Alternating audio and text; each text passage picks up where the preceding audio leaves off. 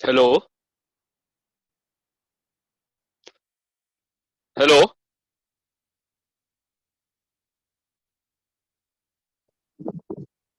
हाँ सर बोला. आवाज येतोय सर. हाँ गंभीर सर.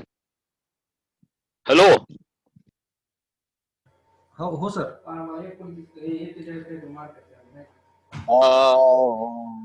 आणखीन पार्टिसिपंट यायचे राहिले ते 5 मिनिटं वाट पाहू का? हो होते जॉईन होतात सर. बोले चालू आहे जॉईन ना. Hello sir. हा जॉईन होत आहेत सर. होत आहेत हा? जॉईन होत आहेत पार्टिसिपंट विद्यार्थी जॉईन होत हा, आहेत. तेच. हो मग 5 मिनिटं वाट पाहूया. ठीक आहे सर. सुरू करायचं. Hello sir. काही हरकत नाही सर. सुरू करा. होत आहेत जॉईन होणं चालू आहे. हा तेच जॉईन होत आहेत म्हणून म्हटलं मी. हो सर हो.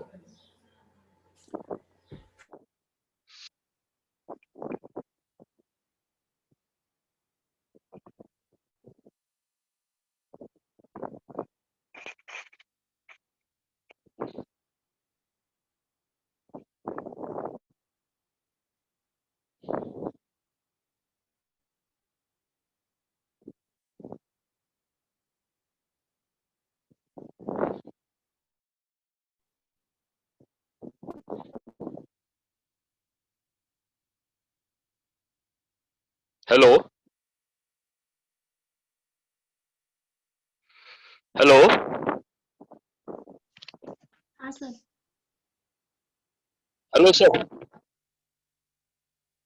हॅलो. हा हाँ सर बोला. बोला ना सर. हा सुरू करतो सर. हा ठीक आहे सर. ठीक आहे हा सुरू करतो. हा हो ठीक आहे.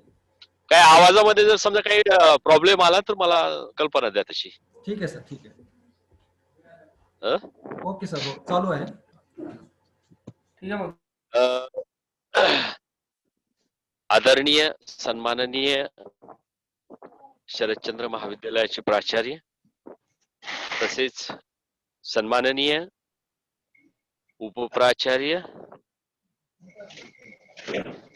तसेच या ब्रिज कोर्सचे संयोजक आयोजक सर्वोसर्वी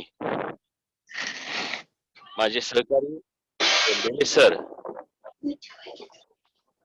या सर्वांना मी धन्यवाद देतो.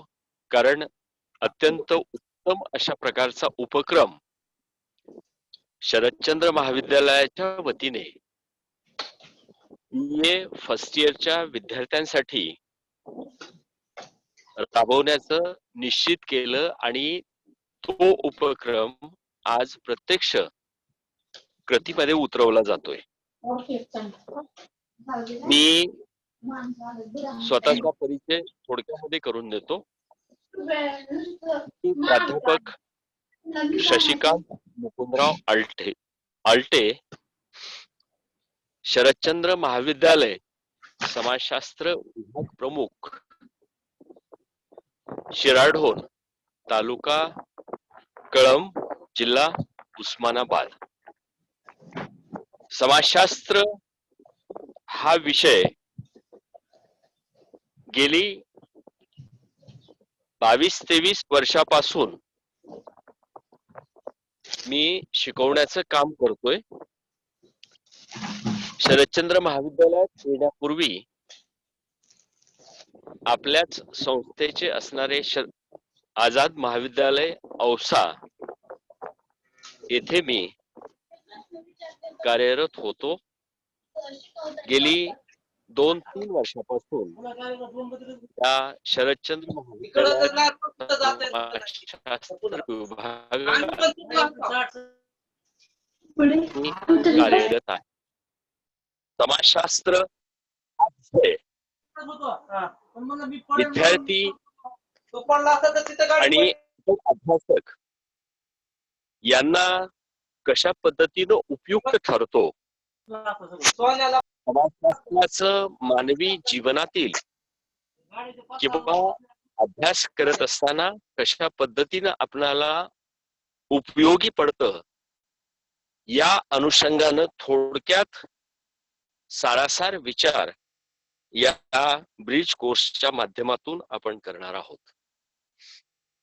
समाजशास्त्र मला वाटतं आपण फर्स्ट इयरचे विद्यार्थी 11वी-12वीला ज्या विद्यार्थ्यांचं समाजशास्त्र होतं अशा विद्यार्थ्यांना समाजशास्त्राची रूपरेषा किंवा अल्पसा परिचय झालेला असेलच. परंतु आता BA प्रथम वर्षामध्ये जेव्हा आपण समाजशास्त्र अभ्यासनाचा प्रयत्न करतो तेव्हा मात्र माझ्या विद्यार्थी बंधू भगिनींनो, आपल्याकडे समाजशास्त्र अभ्यासण्यासाठी विस्तृत आणि व्यापक स्वरूपाचा दृष्टिकोन असणं अत्यंत महत्वाचं आहे.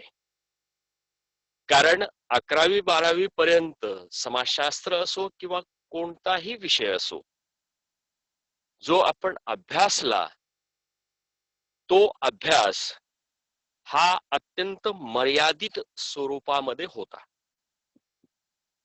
एका वाक्यात उत्तरे द्या किंवा गाळलेल्या जागा भरा, जोड्या लावा किंवा अल्पशा स्वरूपामध्ये प्रश्नांची उत्तरं ही 11वी-12वी मध्ये आपल्याला द्यावी लागत होती. परंतु आता BA लेवलला म्हटल्यानंतर व्यापकता अभ्यासक्रमाच्या बाबतीत असेल, शिकवण्याच्या बाबतीत असेल किंवा अभ्यास करण्याच्या बाबतीमध्ये असेल, आपल्या दृष्टिकोनामध्ये व्यापकता ही निर्माण झाली पाहिजे. साधं उदाहरण देऊन मी तुम्हाला या संदर्भामध्ये सांगू इच्छितो की समाजशास्त्र शिकत असताना 11वी-12वी मध्ये आपण समाजशास्त्राचा जनक कोण असा जर प्रश्न आपल्या समोर उभा राहिला तर समाजशास्त्राचा जनक हा ऑगस्ट कॉम्ट असं एका वाक्यामध्ये सुटसुटीत उत्तर देऊन आपण अपेक्षित असणारे मार्क्स मिळवू शकत होतो. परंतु आता हे BA म्हणजे बॅचलर ऑफ आर्ट्स या ठिकाणी समाजशास्त्राचा जनक कोण म्हटल्यानंतर आपण BA फर्स्ट इयरच्या वर्गात शिकत असताना किंवा अभ्यास करत असताना केवळ समाजशास्त्राचा जनक ऑगस्ट कॉम्ट एवढंच म्हणून आपणाला थांबता येत नाही. तर समाजशास्त्राचा जनक ऑगस्ट कॉम्ट कसा किंवा कशामुळे आपल्याला ऑगस्ट कॉम्टलाच म्हणता येतं समाजशास्त्राचा जनक? आपण पाहतो की ज्यांचं 11वी-12वीला समाजशास्त्र होतं त्यांना माहिती असेल की ऑगस्ट कॉम्ट व्यतिरिक्तही अनेक भारतीय आणि पाश्चिमात्य विचारवंतांनी समाजशास्त्रामध्ये अत्यंत महत्वपूर्ण अशा पद्धतीच्या कन्सेप्ट किंवा महत्वपूर्ण अशा पद्धतीच्या सिद्धांताची मांडणी केलेली आहे. यामध्ये भारतीय समाजशास्त्रज्ञ सुद्धा पाठीमागे नाहीत. परंतु आपण समाजशास्त्राचा जनक ऑगस्ट कॉम्टलाच का म्हणायचं? ऑगस्ट कॉम्ट समाजशास्त्राचा जनक का? तर याचं उत्तर आपल्याला BA लेवलला असं द्यावं लागतं की मानवी जीवनाचा अभ्यास हा समाजशास्त्रामध्ये केला जातो. केवळ मानवी जीवनाच्या एका पैलूचा नाही तर आर्थिक, सामाजिक, राजकीय, धार्मिक, सांस्कृतिक अशा विविध मानवी जीवनाच्या पैलूचा अभ्यास हा समाजशास्त्रामध्ये केला जातो. आणि हे समाजशास्त्र उदयास आणण्यासाठी सर्वप्रथम महत्वपूर्ण भूमिका किंवा सर्वप्रथम महत्वपूर्ण योगदान जर कोणी दिलं असेल तर ते ऑगस्ट कॉम्ट या फ्रेंच विचारवंतांनी दिलेला आहे. कारण आपण पाहतो की मानवी जीवनाचा अभ्यास हा मानवी समाजा इतकाच जुना आहे. असं म्हटलं जातं की मानवाचा इतिहास जितका जुना तितकाच समाजशास्त्राचा अभ्यास विषय सुद्धा जुना आहे. परंतु मानवी अस्तित्वापासून जरी समाजशास्त्र किंवा मानवी समाजाचा वेगवेगळ्या पद्धतीनं उहापोह केला जात असेल तरी खऱ्या अर्थानं हा उहापोह मांडत असताना त्याला शास्त्रीय आधार कोणत्याही स्वरूपाचा नव्हता. ढोबळमानाने मानवी जीवनाच्या विविध पैलूचा विचार विविध विचारवंतांनी, विविध समाज सुधारकांनी, विविध सामाजिक चिंतन मनन करणाऱ्या अभ्यासकांनी मांडण्याचा प्रयत्न केला. परंतु जोपर्यंत एखाद्या ज्ञानाला किंवा एखाद्या विषयाला आपण शास्त्रीय स्वरूप किंवा शास्त्रीय सिद्धांतामध्ये बसवत नाही तोपर्यंत खऱ्या अर्थाने ते शास्त्रीय ज्ञान होऊ शकत नाही. आणि म्हणून सुरुवातीपासून मानवाच्या आरंभापासून ते अलीकडच्या 150-200 वर्षाच्या कालावधीपर्यंत, मग अरिस्टॉटलच्या काळात असेल, अरिस्टॉटल किंवा प्लेटोच्या काळात असेल, जो काही उल्लेख करण्यात आला याला शास्त्रीय आधार कुठल्याही स्वरूपाचा नव्हता. परंतु 1839 मध्ये फ्रेंच विचारवंत ऑगस्ट कॉम्ट यांनी या समाजशास्त्रीय ज्ञानाला एक शास्त्रीय चौकट निर्माण केली. या समाजशास्त्रामध्ये अभ्यासलं जाणारं जे काही ज्ञान असेल किंवा केलं जाणारं जे काही चिंतन मनन असेल, या सर्व गोष्टींना सैद्धांतिक रूप देण्याचं महत्वपूर्ण कार्य फ्रेंच विचारवंत ऑगस्ट कॉम्ट यांनी केलं. हा कालावधी कोणता? 1839 मध्ये.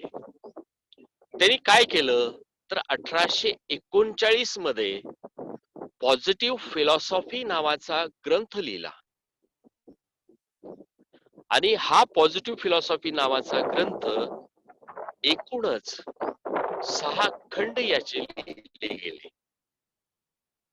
या 6 खंडांपैकी चौथ्या खंडामध्ये ऑगस्ट कॉम्ट यांनी या समाजशास्त्रीय ज्ञानासाठी एक टायटल दिलं, ज्याला इंग्रजीमध्ये आपण सोशॉलॉजी असं म्हणतो. SOCIOLOGY, sociology. आणि मराठीमध्ये आपण त्याला समाजशास्त्र असं म्हणतो. म्हणून 1839 मध्ये पॉझिटिव्ह फिलॉसॉफी नावाच्या ग्रंथात त्यातील चौथ्या खंडामध्ये सर्वप्रथम समाजशास्त्र किंवा सोशॉलॉजी हा शब्द प्रयोग करण्यात आला. आणि तो शब्द प्रयोग करण्याचं सर्वोसर्वी श्रेय जर कोणाला जात असेल तर ते जातं ऑगस्ट कॉम्टला.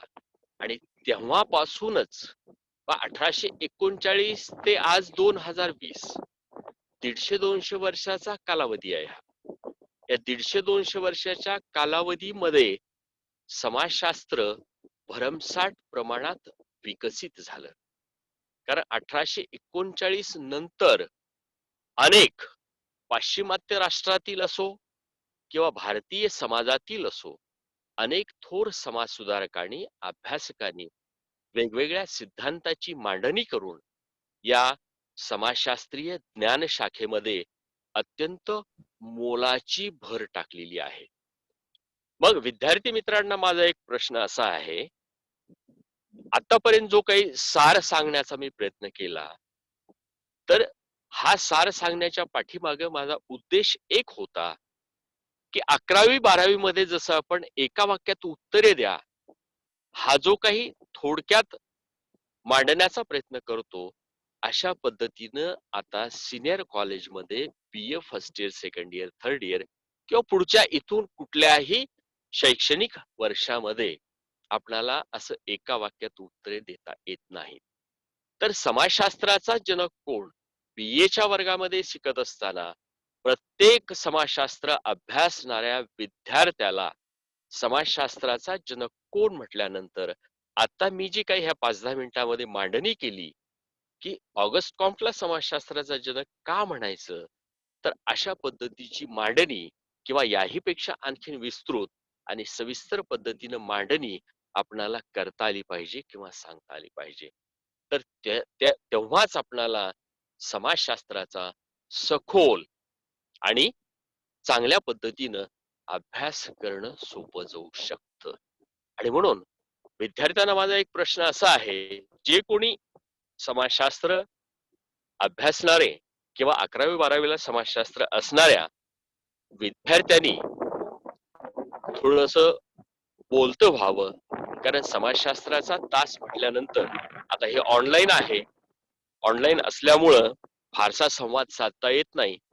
परंतु प्रत्यक्षामध्ये जेव्हा वर्गामध्ये मी पिरियड घेत असतो तर तास घेत असताना वन वे माझ्याकडे कधीच नसते. मी बोलतो आणि विद्यार्थ्यांनाही बोलतं करतो. आणि विद्यार्थ्यांना बोलतं करण्याचं कारण हेच, कारण विद्यार्थ्यांमध्ये ज्ञानाबरोबर ज्ञान तर तुम्ही प्राप्त करणारच आहात. प्रत्येक विषयाचा प्राध्यापक तज्ञ आहे. प्रत्येक विषयामध्ये तज्ञ असणाऱ्या प्राध्यापकांकडनं तुम्हाला अमूल्य अशा प्रकारचा ज्ञान साठा तुम्हाला दिला जाणार आहे. परंतु त्या ज्ञान साठ्याबरोबरच आपण बोललं पाहिजे. बोलल्यामुळं स्टेज करेज ज्याला म्हणतात, भविष्यामध्ये ज्या स्टेज करेजची विद्यार्थ्यांना गरज असते ते स्टेज करेज निर्माण होत असतं. आणि म्हणून मला म्हणायचं आहे की समाजशास्त्र ज्या विद्यार्थ्यांचं असेल, जे जॉईन झालेले आहेत त्यांच्यापैकी असं मला म्हणायचं की ऑगस्ट कॉम्ट हा समाजशास्त्राचा जनक आपण थोडक्यामध्ये सारांश रूपाने विचारात घेतला. परंतु समाजशास्त्राची व्याख्या काय आहे कोणी सांगू शकेल का? हॅलो,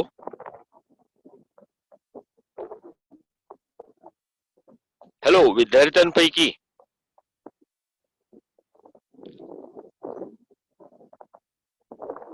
हॅलो, विद्यार्थ्यांपैकी स्पीकर ऑन करा. हॅलो गंभीरे सर, हॅलो करू शकतात सर. हॅलो, आवाज येतो सर? हा आवाज येतोय, आवाज येतोय सर. ठीक आहे ठीक आहे. हॅलो, विद्यार्थ्यांपैकी कोणी बोलू शकतं? हॅलो,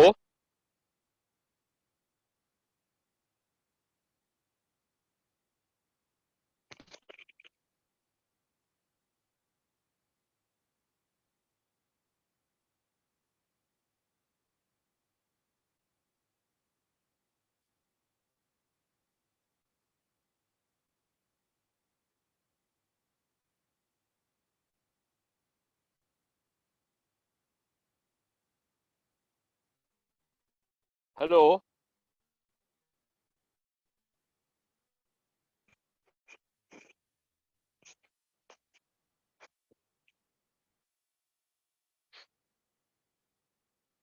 हा काही हरकत नाही. विद्यार्थ्यांपैकी जर कोणी बोलू इच्छित नसेल, ठीक आहे, ऑनलाईन बोलता आलं नाही तर हरकत नाही. वर्गामध्ये जेव्हा याल तेव्हा आपल्यामध्ये संवादच नाही तर विद्यार्थी आणि प्राध्यापक यांच्यामध्ये सुसंवाद निर्माण करण्याचा आपण प्रयत्न करू. वर्गामध्ये आपण निश्चितच बोलके व्हाल आणि त्याचा फायदा हा निश्चितच विद्यार्थी जीवनामध्ये तुम्हालाच होणार आहे याची मी खात्री देतो. तर ऑगस्ट कॉम्ट यांनी समाजशास्त्राची उत्पत्ती केली 1839 मध्ये.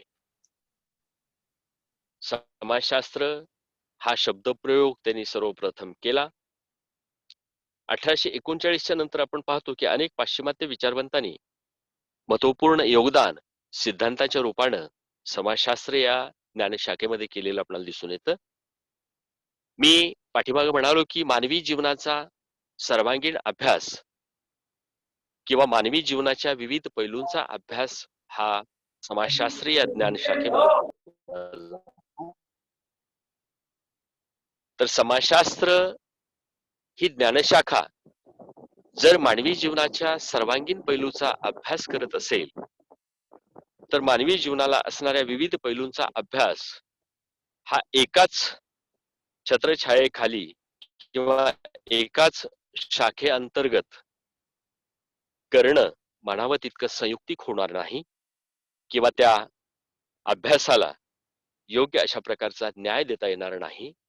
आणि म्हणून तत्कालीन थोर विचारवंत, थोर समाजशास्त्रज्ञ यांनी चिंतन मनन करून मानवी जीवनातला जे विविध पैलू आहेत अशा या विविध पैलूंचा अभ्यास करण्याच्या दृष्टिकोनातून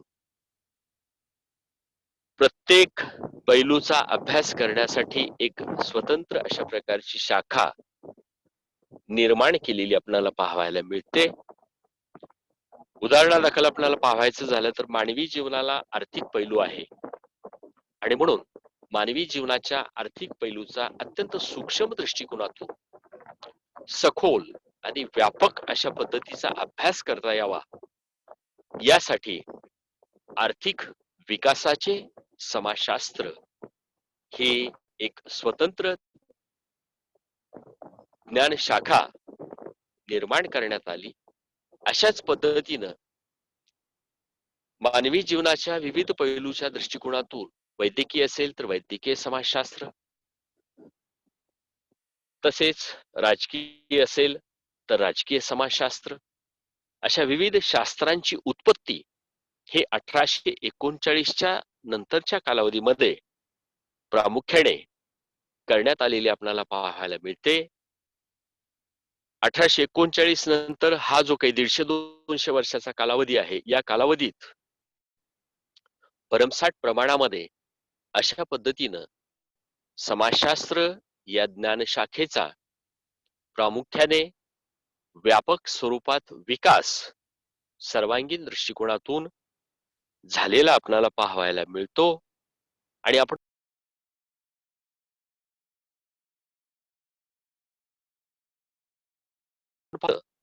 महत्वपूर्ण शास्त्र म्हणून आपल्याला विचारात घ्यावं लागतं. सारासार पद्धतीने जर आपण पाहिलं तर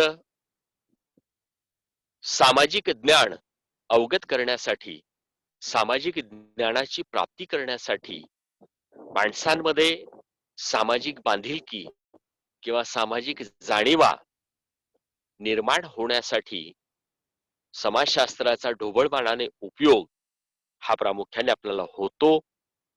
त्याचबरोबर आपण पाहतो की विद्यार्थ्यांना ग्रॅज्युएशन झाल्याच्या नंतर, डिग्री कोर्स तुमचा पूर्ण झाल्याच्या नंतर जेव्हा तुम्ही एमपीएससी यूपीएससी कडे वळता तेव्हा एमपीएससी यूपीएससी या अभ्यासक्रमामध्ये सुद्धा समाजशास्त्र या ज्ञान शाखेचा अत्यंत उत्तम पद्धतीनं आपल्याला उपयोग होऊ शकतो.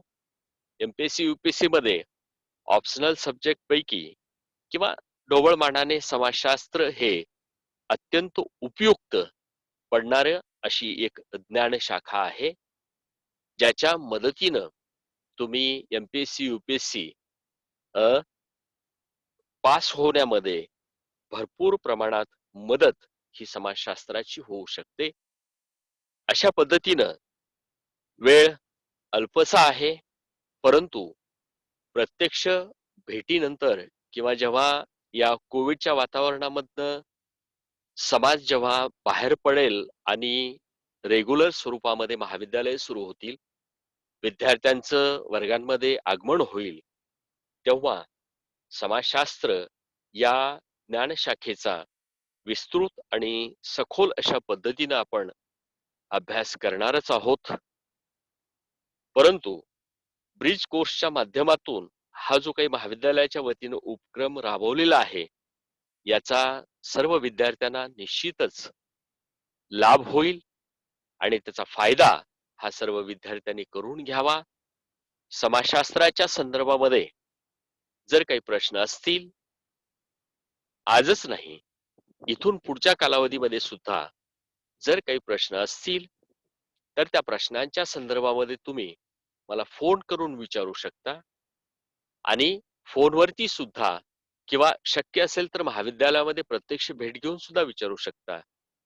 त्या जसं जमेल त्या पद्धतीनं मी आपल्या प्रश्नांचं उत्तर देण्याचा, आपले प्रश्न सोडवण्याचा प्रामुख्याने मी सातत्याने प्रयत्न करेन.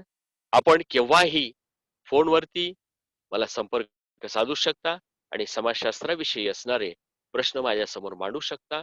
मी त्याचं लगेच निरसन करण्याचा प्रयत्न मी माझ्या परीने करेन आणि समाजशास्त्रात चांगल्या पद्धतीनं आपण पुढं यश प्राप्त करावं, चांगल्या पद्धतीनं सखोल असा अभ्यास करावा. आणि महत्वाचं शेवटचं विद्यार्थ्यांना मी सांगू इच्छितो की हे BA लेवल आहे. ऑप्शनल तुम्हाला 3 असतात, कंपल्सरी इंग्लिश आणि SL असतं. तर ऑप्शनल पैकी एका विषयामध्ये पुढे चालून तुम्हाला अभ्यास करावा लागतो किंवा शिक्षण घ्यावं लागतं. त्या अनुषंगानं आतापासूनच ज्या विषयामध्ये आपणाला रुची असेल त्या अनुसार त्या विषयाचा सखोल अशा पद्धतीचा अभ्यास केला तर निश्चितच पुढं PG लेवलच्या शिक्षणासाठी त्याचा तुम्हाला भरघोस प्रमाणामध्ये उपयोग होऊ शकतो. आणि म्हणून आपण जास्तीत जास्त प्रमाणामध्ये सखोल अभ्यास करून यशाचं शिखर हे सहजासहजी गाठण्याचा प्रयत्न करावा आणि यशाचं शिखर गाठून आपलं जीवन तसंच आपल्या कुटुंबाचं आणि कुटुंबाबरोबरच आपल्या समाजाचंही जीवन उज्ज्वल करण्याचा प्रयत्न करावा. एवढ्या मी आपणास शुभेच्छा देतो. महाविद्यालयाच्या वतीनं आदरणीय सन्माननीय प्राचार्य डॉक्टर बिराजदार सर, उपप्राचार्य डॉक्टर चाऊस सर, तसेच आदरणीय सहकारी माझे गंभीरे सर यांनी मला ब्रिज कोर्सच्या माध्यमातून विद्यार्थ्यांशी सुसंवाद साधण्याची संधी उपलब्ध करून दिली. त्याबद्दल मी या सर्व मान्यवरांचे आभार मानतो आणि परत एकदा सर्व माझे सहकारी बांधव, टीचिंग असेल नॉन टीचिंग असेल, यांनीही मला या ब्रिज कोर्स मध्ये योग्य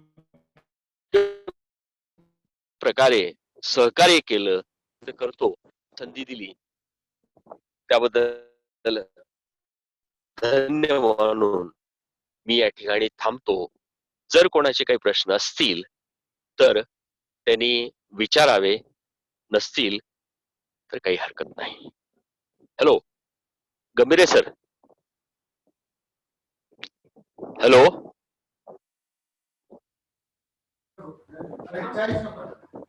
हॅलो. हा सर, आवाज येतोय सर तुमचा? मग काही विद्यार्थ्यांचे प्रश्न नसतील तर बंद करू का सर? ठीक आहे, विचारायला हरकत नाही. हा, मी तर वेळ दिलाय. विद्यार्थ्यांचे काही प्रश्न असतील तर विद्यार्थ्यांनी प्रश्न विचारावेत, मी त्यांची उत्तरं देईन.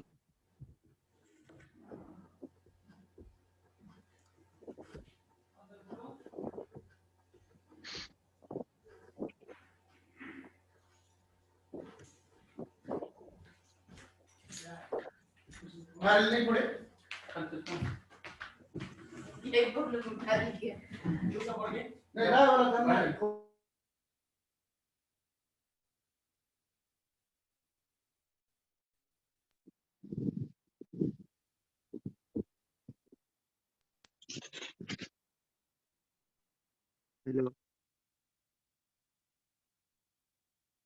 हॅलो हा बोला सर.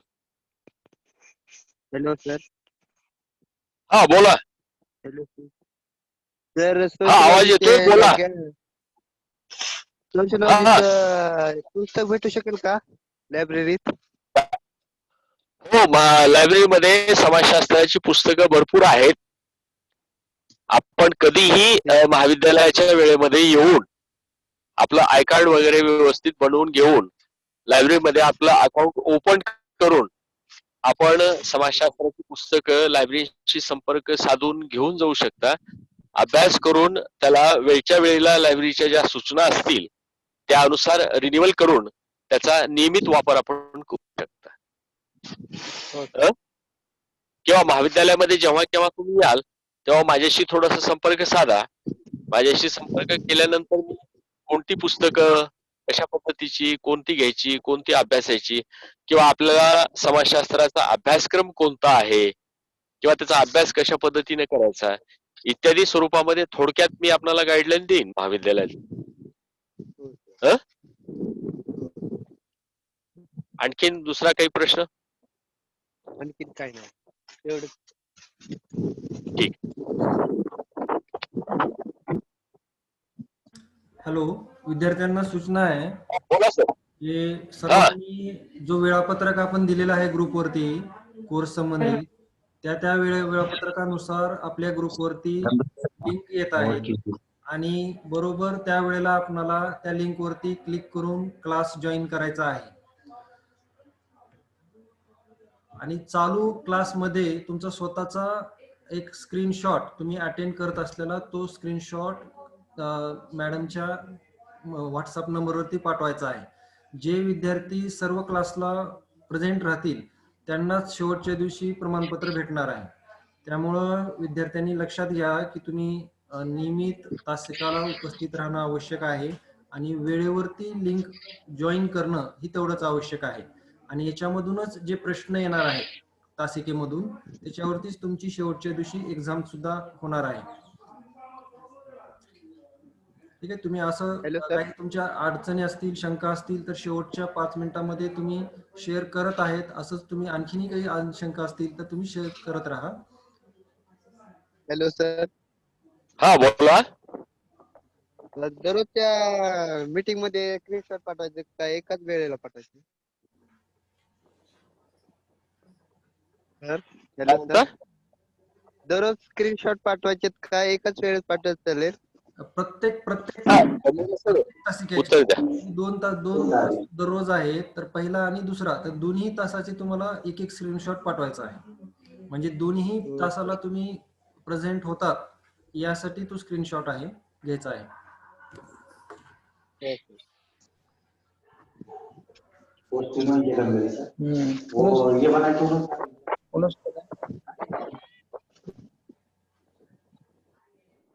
Hello sir. हा गंभीर सर. हा सर बोला ना सर. हा एंड करू का? Okay sir. Okay sir. परत एकदा सर्व महाविद्यालयातील प्राचार्य उपप्राचार्य यांचे आभार व्यक्त करून मी माझा तास इथेच पूर्णविराम करतो. धन्यवाद सर.